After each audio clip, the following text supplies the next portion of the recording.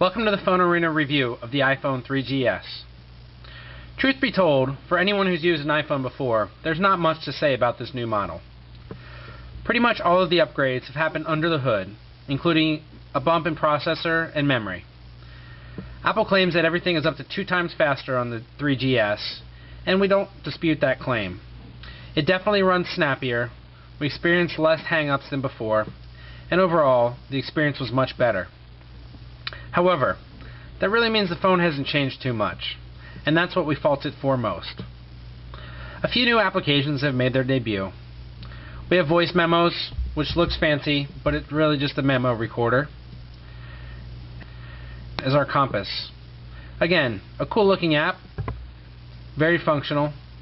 However, we can't think of a function we use it for.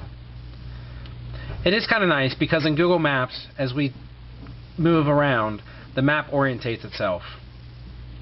Still, nothing to go out and buy a new phone over.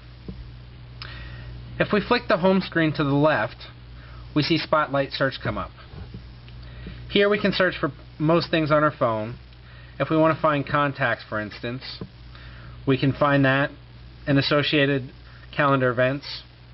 We can also search the subject line of emails, we can find music, and other things. Very similar to the universal search we saw in the Palm Pre a few weeks ago. The one key difference is that if it's not found on the device, there's no option to go search the web like we find on the Pre. For that, we much prefer the Pre's implementation.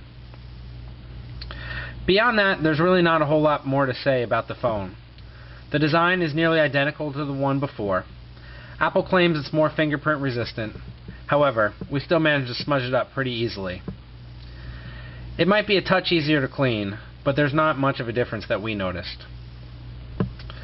One of the big advantages of the 3GS is that we should see some improved gaming. We'll pull up a flight simulator here.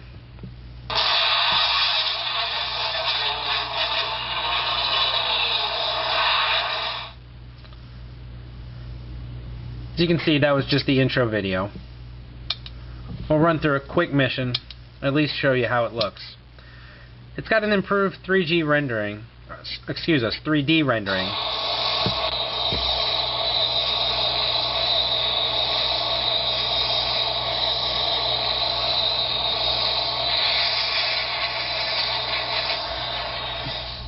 It does respond pretty well, and we expect to see much better games come out for the phone. That might be the most compelling reason to upgrade to the 3GS. Though to be honest, we would recommend that users of the 3G stick with what they have and simply upgrade to the 3.0 software.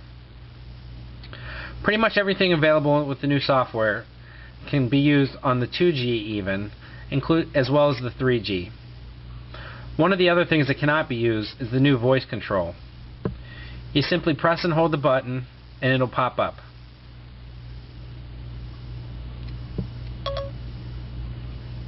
It then listens to us.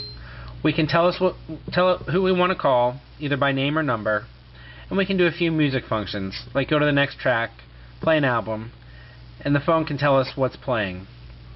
Nothing too groundbreaking, and nothing we haven't seen on even entry-level handsets in the past.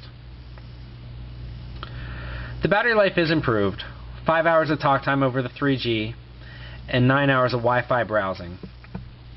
Memory's also increased, up from 8 and 16 to 16 and 32. However, the 8GB 3G will still be available at a new $99 price point. If you're a new iPhone user, no doubt go out and buy the 3GS. If you already have the 3G, even if you qualify for the full upgrade, we'd recommend sticking with what you have unless you absolutely need voice control or you're a hardcore gamer and are looking for the improved graphics. Beyond that, there really just isn't much compelling about the new phone. We think Apple's definitely in a rut. We really would have liked to see some of the rumors, such as an OLED screen and a matte finish, come to fruition. Unfortunately, it's just more of the same, and honestly, we're getting a little bored with it.